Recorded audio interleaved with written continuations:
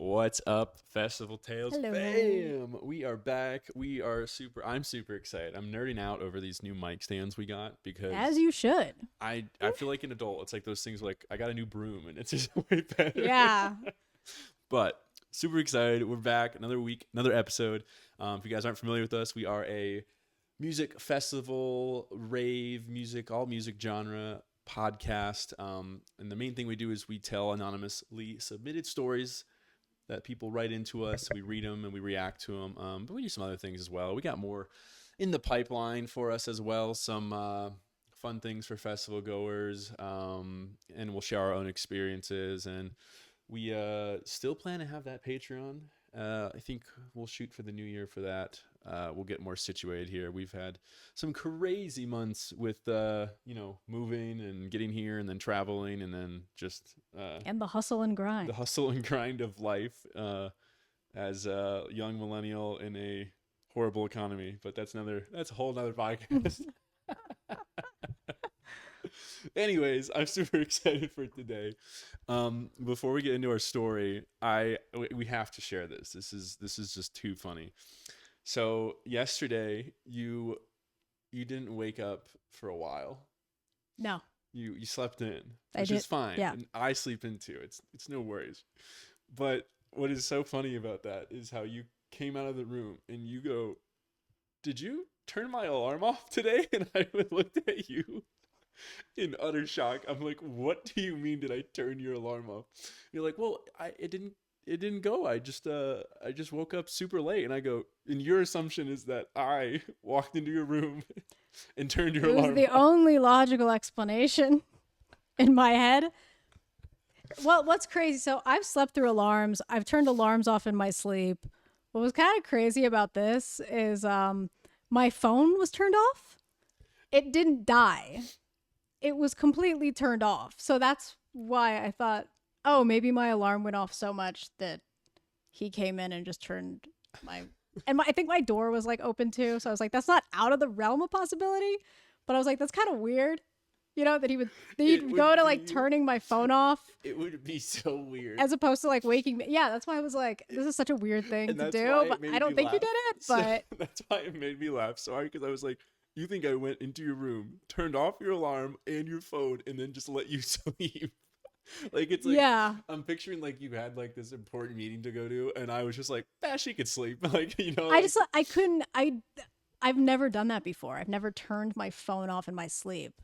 It's a rarity for me. I have to think about how to turn my phone off in general. Yeah.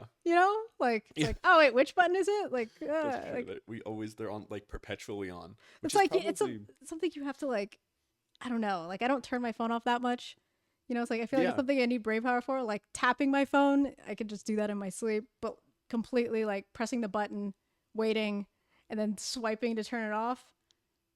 I didn't know I could do that in my sleep, but here we are. Yeah. And that's terrifying. I do totally get really why scary. you asked, but it was just so funny, the sequence of events. And I was like, do you really think I did that? And for the record, I will, if it ever happens, I would wake you up and then you could decide if you want to go back to bed or not. Yeah. But anyways, I just thought that was so funny. And I was like, we have to share that because it's just too funny not to. So hopefully you don't It's also highly concerning for me because why would I do that? To be fair, I have actually turned my phone off in the sleep before, or at least turned my alarm off without knowing. No, that's the thing. It's like I've turned my alarm off, but turning my entire device off? Yeah. I think it was that's a 3-step process. I have a conspiracy theory, and it's the cats. It's the cats that did it. Yeah, because they have thumbs. Yeah, sometimes. Some cats do. I don't know. Right?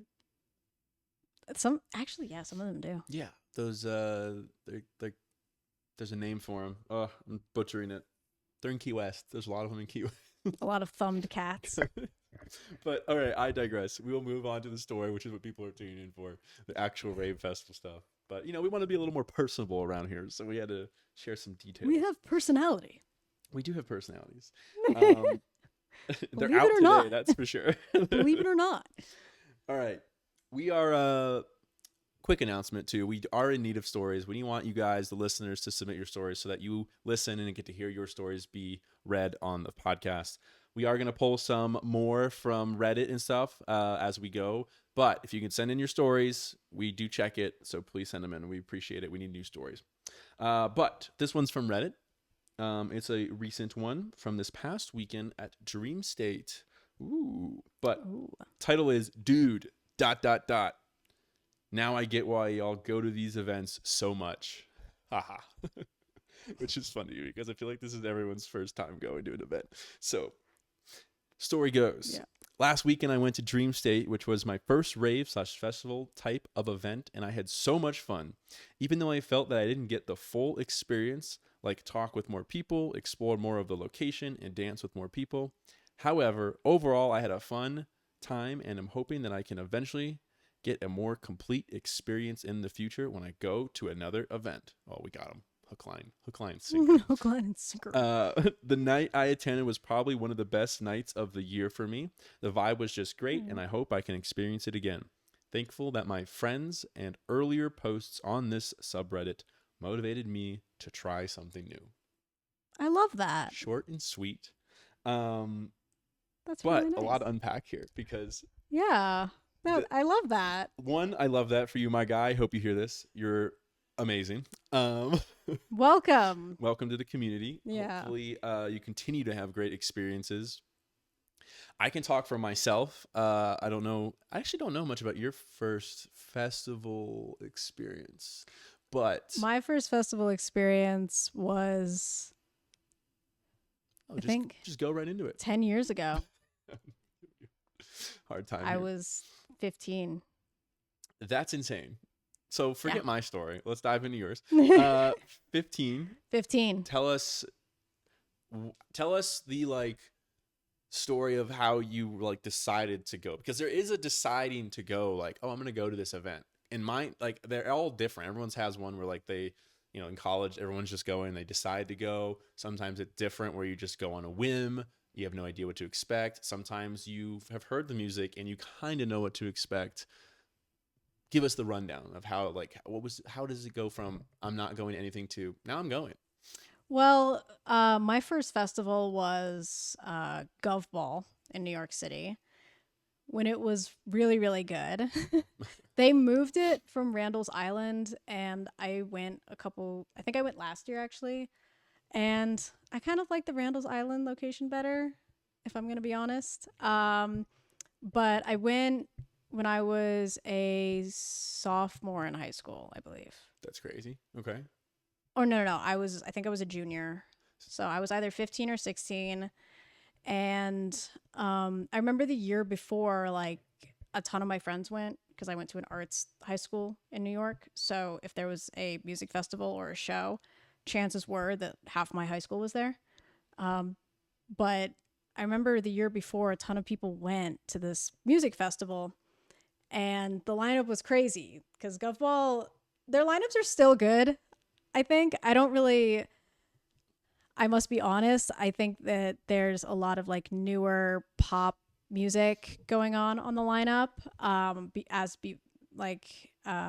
Whereas before, it was a lot of legendary people like The Killers, Eminem, people that if they're on any lineup at any point, in the next 30 years, you're going to be like, whoa, right.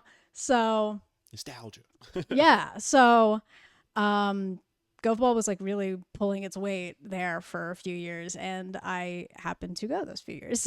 And but I remember everyone went, and I was like, oh my God, I really want to go. And then I didn't go. And then the next year I went, and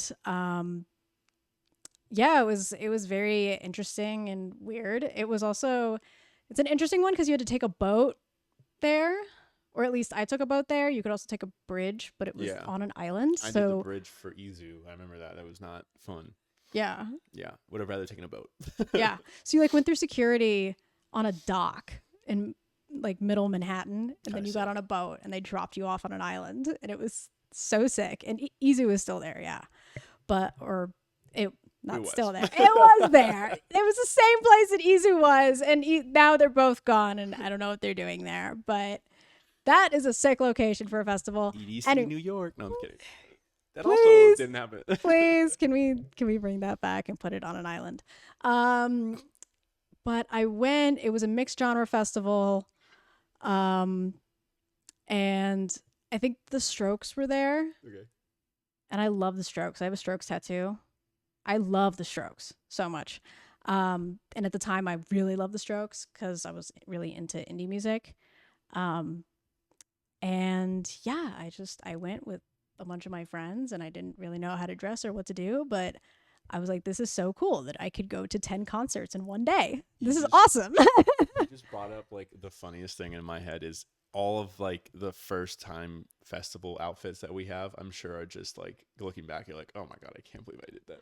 I mean, I was a little on point, honestly. I got a pair of like harem pants from Chinatown and I still have them and I wore them to my first Lost Lands.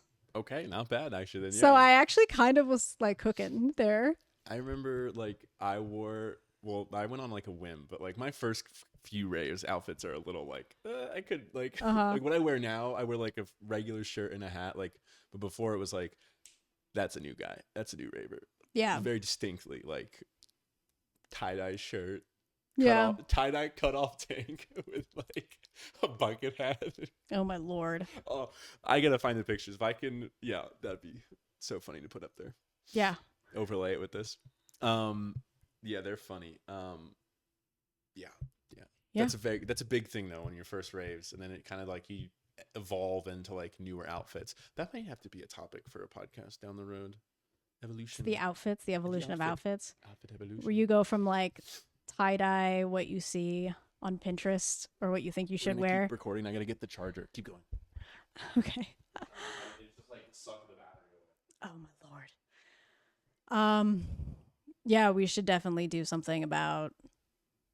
It feels weird. I feel like I'm not talking to anyone. Come back. No, we should definitely do it because I feel like the evolution of rave outfits is just like tie dye or like what you think you should wear or just like jeans. You know? Yeah. And then it goes, dude, you'd be shocked. Some of the people I see, I'm like, why are you wearing jeans?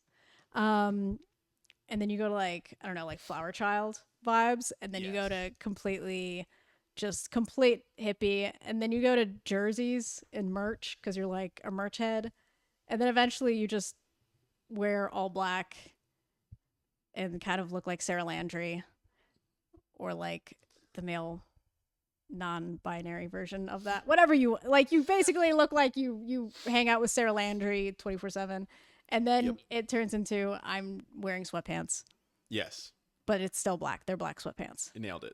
I think, we don't even need a podcast episode for that. No, we should, because there's way more in depth that I could say. No, but I don't want to do. talk about the story. But I agree with that arc pretty well. Yeah. Yeah. So. Yeah, we'll hit that one day. But okay, so first festival, you see a lot of, and then you're hooked. Are you same thing? Like you're like this person. I'm assuming it's a guy for some reason. I was not say this guy, so sorry I assumed. But hooked right away. Yeah, you're like I'm going to another one. Pretty much hooked right away. I've always been, since I was like a kid, like I think I went to my first Broadway show when I was like 3 or something, awesome. Or 4.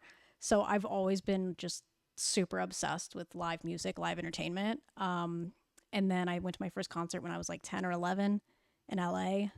It was Rihanna and she brought out Eminem, and it was when that one song they had together was like really, really poppin', and like that was really cool. And then first festival when I was 15, 16. And when I went to the festival, I was like, wow, this is really cool that you can see so many people at the same time, and you can just kind of dedicate 3 full days to doing this with your friends, as opposed to getting ready for a night out, going to a concert for a couple hours and then going home.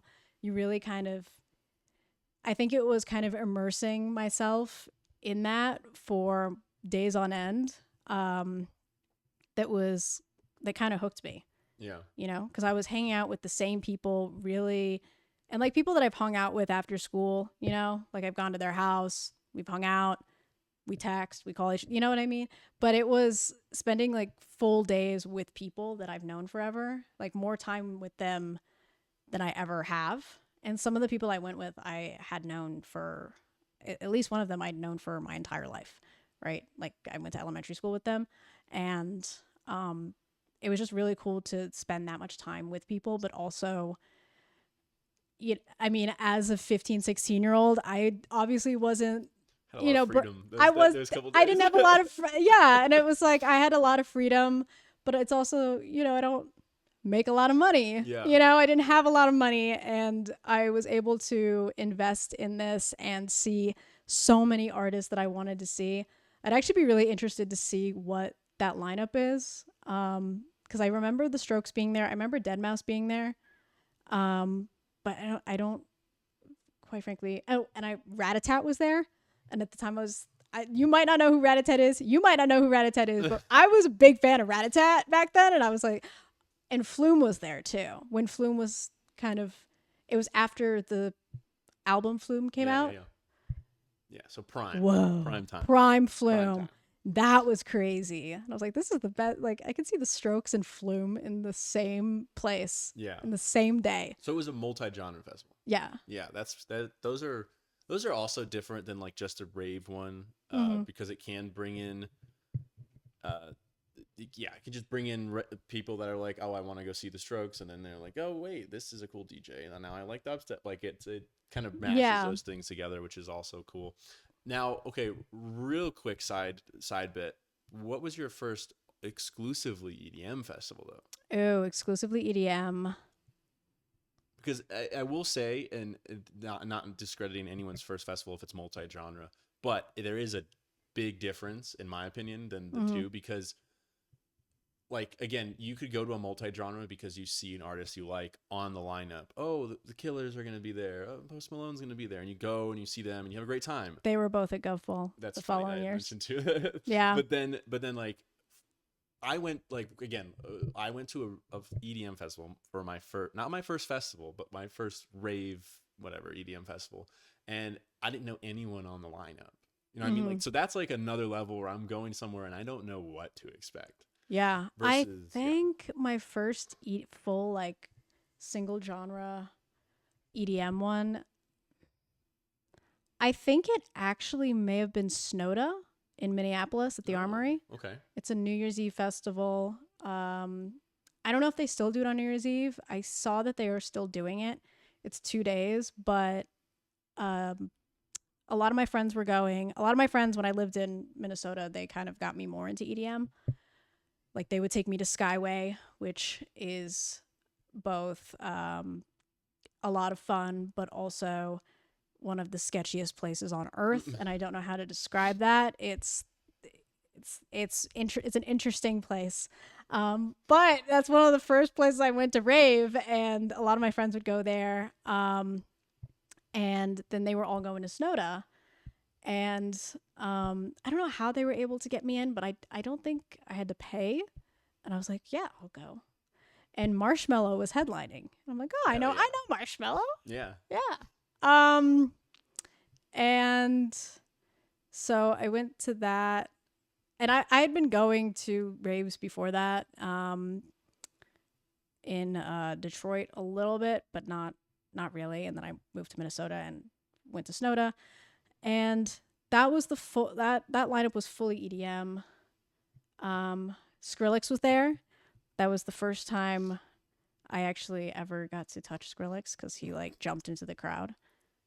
That's funny. Sorry, the way you just okay. He's like me. He's actually a lot smaller in person. I've seen him a few times since. He's a lot smaller in person, but he looks like he'd be tall because he's Skrillex, the Almighty. But yeah, so Skrillex was there. I think they had one rap artist there, and at the time I loved rap. I still kind of do, but I was like in the late 2010s, that was like all I listened to, because other than the 90s, let's be real, that was prime time for mumble rap, trap. That was, Future, Mask Off, like that came out, and Migos was popping. It was great. It was a great time for rap music, and rap was there. And I think it was Chief Keef was there. Was it Chief Keef? I don't know, but sounds good. It was either Chief Keef or Waka Flocka. It was like one of those, like, both relevant during that time. Yes, exactly. So they were there. Skrillex was there. Marshmello was there, and it was a lot of fun. And then I was like, oh, I should listen to more EDM, because I actually found myself enjoying Marshmello and Skrillex a lot more than the rap artists that were playing, because you really got to put on a show. It was also a time when like they were incorporating a lot more like mainstream music into their sets. Yes. And I mean, it's kind of coming back. Starting to hear a little more rap come back into things. But I loved that era so much because I mean, that's how I got into it, to be fair. But I loved how like I could hear a rap artist I like, they could have 21 Savage, and then boom, goes into a nasty dubstep drop. And I'm like, oh, this is the best of both worlds. Like, this is the greatest thing ever. I wish it's coming back, I think, slowly but surely. There's been a little bit of a resurgence there. Like when Skrillex and A$AP Rocky collabed on Wild for the Night. Yeah, yeah. Or, you know, do you remember? Or was it Skrillex and Rick Ross? Yes, it was. Purple Lamborghini? Yeah, Purple Lamborghini. Yeah. Oh my God. One that just popped up on shuffle today at the gym. Tech Nine and Dirt Monkey. Ain't no way. Great song. Yeah. Fire song. That's there we go. But like that's one that was like it was in the archives and it came on my shuffle and I was like, oh my God, I forgot this existed. Like and phenomenal. Or like when Marshmello and Lil Peep collabed, and I saw Marshmello in concert like 2 weeks after Lil Peep passed away, and I was like crying when I heard that live. I was like, oh my God. Like yeah, that genre back when they used to do that was elite. And again, it's coming back hopefully a little bit more. I think they're doing a lot of that. I'm seeing a lot of artists within the dance music genre collabing on with artists that are outside of their subgenre. Yeah. So for example, like Gas Pedal, first of all, taking a Sage the Gemini song. And he's featured on it because it is his song. But then John Summit, Tape B, and Subtronics kind of turned into a weird tech house, deep dubstep combo, like stuff like that. We're seeing more of that. Another thing, quickly, before we go into that more, I love how some artists, including John Summit, like Disco Lines, have even Matroda to an extent. He's starting to do it. I haven't seen him as much do it, but specifically Disco Lines and John Summit, how they incorporate a little bit of that deep dub into their house sets. I think that's going to be a bigger thing more and more. I mean, it's already hit with that song and stuff, but like that's something we haven't seen yet as much, and it's starting to really pick up because I mean, again, I was originally a bass head. I started to like house a little bit more with John Summit, and then he starts dropping some in his sets, and I'm like, I could get on board with this if there's like a little sprinkled in here and there. Yeah. And I think it's great that they're doing that because the reality is if you work in the music industry, if you are an artist, if you're a producer, there is a very, very, I mean, almost 100% chance that you don't listen to the genre that you work in all the time. Yeah. And I think in order to work in the music industry, you really have to have a very wide array of what you like. And in order to be a creative, progressive producer that kind of pushes the genre forward, you can't just listen to dubstep if you're a dubstep producer. Yeah. That's not how it works. And you'd be surprised how many producers, if you like get the chance to meet them and talk to them, will tell you that they don't listen to dubstep. Yeah. You know, or they don't listen to house music if they make house. But that's a good thing, right? Because they're drawing inspiration from other genres, and that's going to help music evolve, and music will always evolve. And and I think that's why I think it's really important that they're finally embracing that, because for the longest time, I feel like a lot of producers or just people that worked in very specific genres felt like they just needed to kind of cosplay as someone who, you know, dubstep is life or house is life, or, you know, like all I know is drum and bass, or, you know what I mean? Like they needed to almost for their brand kind of just present themselves as someone who makes that, listens to that, is part of that culture. And that's just not reality. Right. We're seeing a little bit more of the multi-dimensional artist versus like the specialization of one thing. Yeah. And I think that, and it doesn't mean, by the way, taking those risks doesn't mean it's always going to be a hit, by the way, but the fact that you're taking the risk will lead to that eventual hit. So the first one might flop, or it might not do as well, or it might be a 50-50 split with the crowd. You might alienate your fans, and like that's something you can't be afraid of. Yeah, exactly. So I think that's really cool because obviously I don't just like EDM. I mean, you've heard the stuff that I listen to. Yeah. I mean, I listen to all sorts of things. Like the fact that I've said it. I think I've said it on here. I've definitely said it on my podcast and stuff. But like, I've gotten back into country like within the last 6 months. Like super back into country. Like I used to be very into country before I did any literally my first 2 festivals were country music festivals, and then I went to an EDM one after that, and then I started to like EDM. So like, I've always been into country music. I've always liked rap too, but I never really go to like any live events rap wise. I've been to one; it was not great. But they're very hit or miss. But if you go to a good one, oh my god, true. I'm not gonna talk. Oh too my much god, I've only been to a few, and the one I went to, they showed up. They were my favorite artist, and I was so fucking excited. And they showed up like 2 hours later. Yeah, sometimes they do that. Yeah, and not a fan of that. I will not be a fan of that. So I've never gone back because I don't know. I think you should just respect your fans, but that's fine. Anyways, no, that's something that's never going to go out of style. You're never going to be too cool for your fan base. Yeah. Remember that. You're never going to be too cool for your fan base because they are the reason that your entire brand is doing well. I don't know about everybody, but I'm going to speak for me here. Like, I have not gone back to an event of theirs since that night. Yeah. That was 2018 or 19. Like, and don't get me wrong. I know a ton of people that just stopped listening to Frank Ocean after he pulled that thing at Coachella last year, where he dropped out the second weekend. Yeah. After getting paid like $8 million.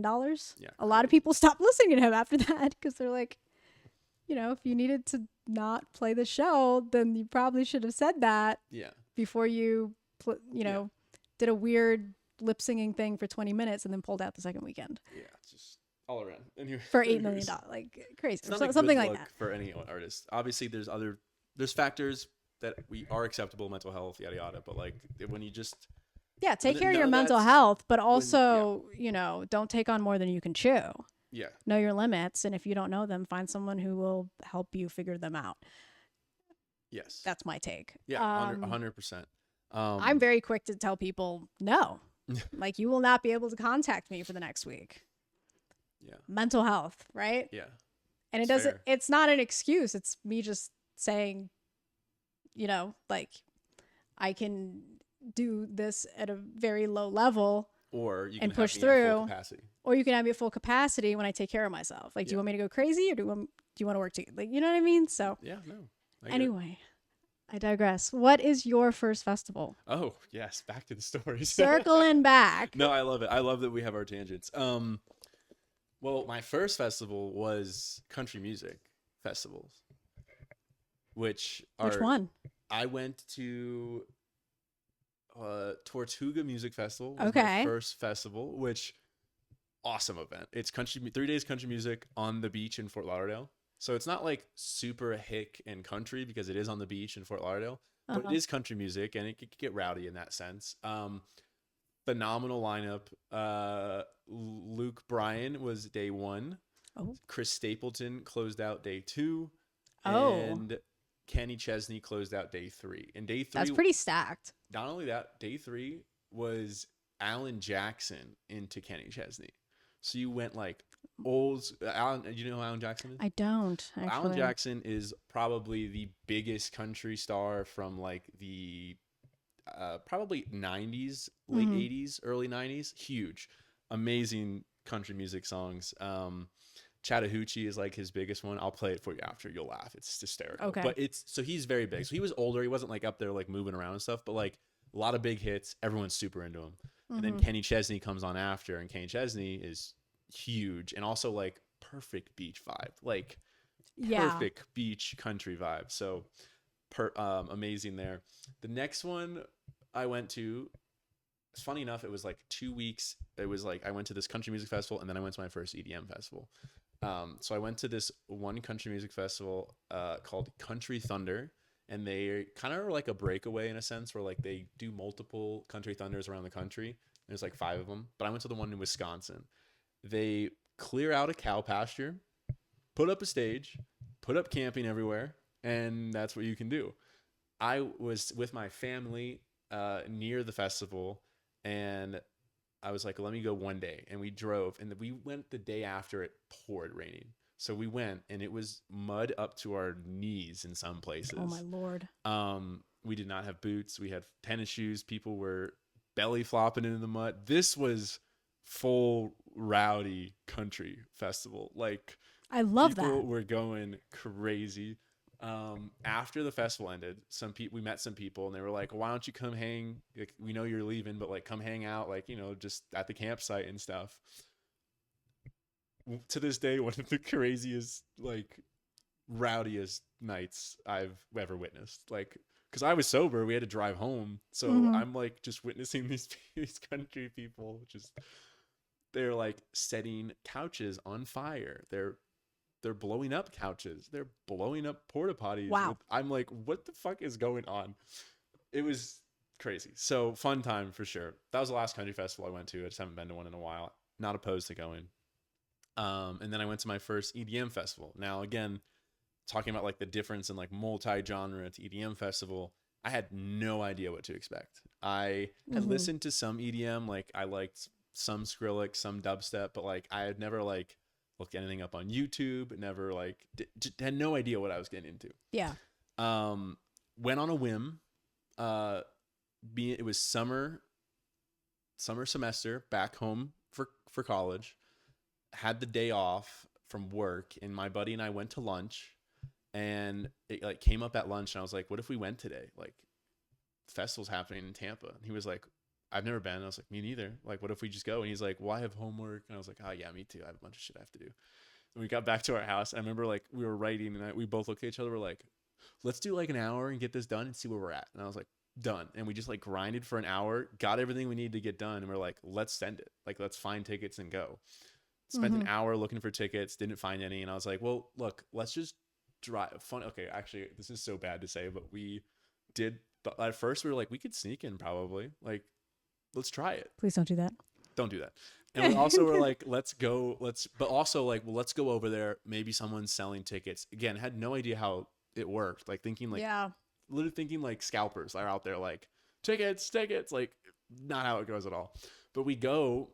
And we drive around, and like we were to this day, it's one of the funniest things me and him laugh about. Like, we're driving and we turn this corner, we're like, oh, maybe we could like get in over there.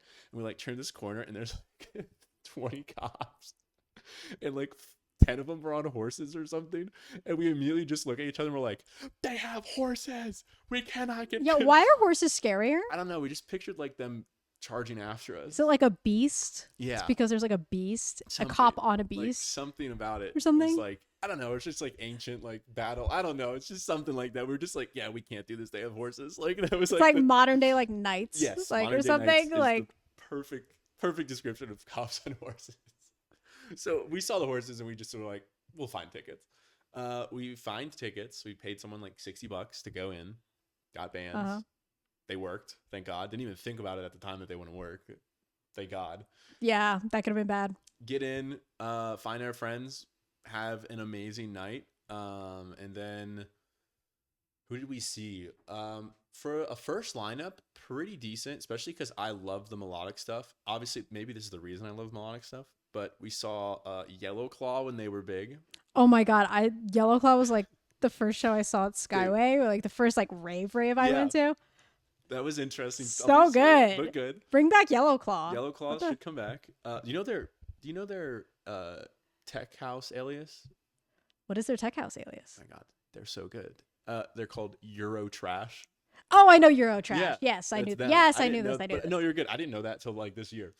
Really good stuff. Anyways, I digress. So Yellow Claw into Elenium, into Snails, into Above and Beyond. Those were the 4 people I saw. Not bad. Yeah. I mean, I loved Millennium, obviously. That was like heavenly. And then and then ending with Above and Beyond, I also love that because I was like, this is chill. And at the time, most of the EDM I was listening to, I have that playlist still was like, more melodic, chill stuff, like a lot. But I wouldn't have known, like, I didn't look at the lineup and know, like, oh, I listened to Elenium. It wasn't until after I was like, oh, I have 2 Elenium songs on my SoundCloud and stuff like that. So yeah, it was a fun time. got me hooked. Just like this young whippersnapper, I was hooked. I was like, I guess I'm going to another one soon. Yeah. And I did, like, literally that week we were like, yeah, we're gonna go to EDC Orlando, and then I went to EDC Orlando, and There it you just go. started piling on. Yeah. Yeah. It is funny how that works. Like, you go. I have a funny story. Quick side note, not related to me. So I obviously I go after this. This was 2018 when I went to those festivals. So I was like, yeah, I love this. This is my thing. Or no, 2017? Yes, 2017. 2017. So I obviously love it. I start going to festivals. I go to EDC in 2018. We also go to Lost Lands. It's like we start going in 2018. And my friends from back home that I go, like, from high school and stuff, and I roomed with 2 of them in college. We're not in EDM, but I'm gone. I'm going like I'm working during college, so I can afford to go. So, like, I'm going to events like across the. I'm just going to all these events. And they're like, "You really like this stuff?" Like, they're like, they don't get it. Like, they just don't get it. 2020. This is so funny. 2021, I think it was EDC Orlando. 2021. My roommates text me and they're like, "We're going." This is after college. They're like, "We're going to EDC. Are you going?" I'm like, "Yeah, I'm gonna be at EDC Orlando. I'll see you there." And of course, it's crowded. Like, barely run into them. The 3rd day, standing in the crowd, I see one of them, and he's like wandering out by himself. So I grab him, like, "Yo, what's up?" And he's like, "Dude, I totally get why you've been going to these things. Like, I'm having the best weekend. This is so much fun. Like, Aww. I totally get it." And he hung out with me for a set and was like, "Dude, thanks for like letting me hang with you." And I was like, of course. Like, I was like trying not to laugh because I wasn't laughing at him, but it was just like a moment where I was like it just got it. And it made me laugh. I was never laughing at him, but it was very funny that he was just like, "I totally get it now." I was like, yeah, only like 4 years late, but it's fine. Yeah. I love that reaction. It's like, oh, I get it. Yeah, understand. That's why this story, I was like, I have things to say about this because this is funny. Like, I've witnessed this in person, people being like, I do get this. And he doesn't like go to festivals religiously or anything like that. Like, he goes to some here and there, but he was like, I get why you enjoy these. Like, yeah. It's funny. That's funny. Was there anything else on this story before we go? I like, last thing I'll say for this, I like how this person was like, I wish I got to see more of the actual like location and stuff, because I think that's such an underrated thing about festivals that people don't necessarily.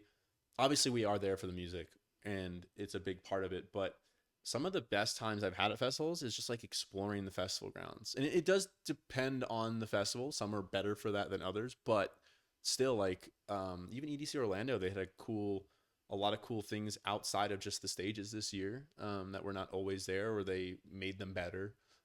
So I like that. I think that's something most people should strive for. Like, go experience it. Set some time aside to go explore. Yeah. No, I agree. I think that your first few festivals, you download the app, you make the schedule, right? Oh my God. You stick to the schedule. We can talk about that. And then you get mad at your friends because they mess with your schedule, you know? I love that. Yes, I totally get it. And then you get into those fights that you see where people are like, "No, I want to go there. I want to go there." Or you just kind of passively, with the deep-seated resentment, go along with what your friends are doing. But so you like try to stick to the schedule, and you're trying to see these things. And what I think a lot of people miss out doing that, going to these festivals, is the fact that it is a festival, right? Yeah. It's usually, for example, like Bonnaroo. It's not just called Bonnaroo Music Festival. It's called Bonnaroo Music and Arts Festival, right? Yep. Same thing with Golf Ball. Golf Ball was it was Governor's Ball Music and Arts Festival, I believe, but it is a music and arts festival. So there's different, I mean, sometimes the food is down tremendous, but sometimes like food is part of the experience, or the little pop-up vendor shops are part of the experience, or there's art installations that are part of the experience, or there's meetups that you can go and you can meet other people that like the same things that you do. Or there's experiences Yeah. and stuff. I mean, some of these festivals even have rides, and I'm not saying like wait on those long rides or anything, but if you can get on, a Ferris wheel and watch nice sunset. Sunset or something, like there's so much more than just seeing the music. If you just want to see the music, you could go to a tour stop. Yeah. With some sick openers, right? Yeah. Because that's a concert. Like this is a festival. It's a full day, multi-day experience where it's almost like its own ecosystem, and to restrict yourself to just seeing your favorite artist that you've seen a million times, it's taking away from that. I'm not saying don't do that, but at least how I do it is like I pick like 2 to 3 artists that I need to see at least half their set. Because I've gotten to a point where I've seen a lot of people. Yeah. Same. But if there's like 2 or 3 artists per day, and I'm like, I'll be happy if I see 20 minutes of their set. And then the rest of the time, we just roll. Yep. Just go with it. I will say definitely there was that my first festival, I like really was just going with the flow because I did not know what to expect, right? So just going wherever. And then I did have that period where like it was like, oh, we need to go see XYZ. And then I've kind of gone back to that like there's 1 or 2 people I need to see the whole weekend. That's it. And I'm just going wherever my group wants to go, and I'm gonna have a fun time. I've had way much fun the last year and a half just doing that, like just going with the flow and things, and like, all right, oh, yep, we're going there, cool. Oh, we don't like this, we're gonna go somewhere else, cool. Let's go check it out. Like it's been that free flow experience makes it so much more fun.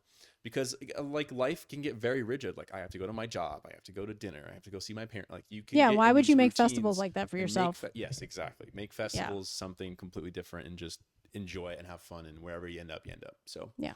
And I mean, like if you want to go to certain sets, like if you want to keep doing that, keep doing that. But I would recommend maybe not festivals for are once. See how it goes. Like in a weird way, like an adult daycare where you can just go and pay and then just wander for like 30 days. It's great. You can wander, you can eat. It's free. There's free healthcare. It's actually better than society in a lot of ways. It's great. It's wonderful. New retirement home idea.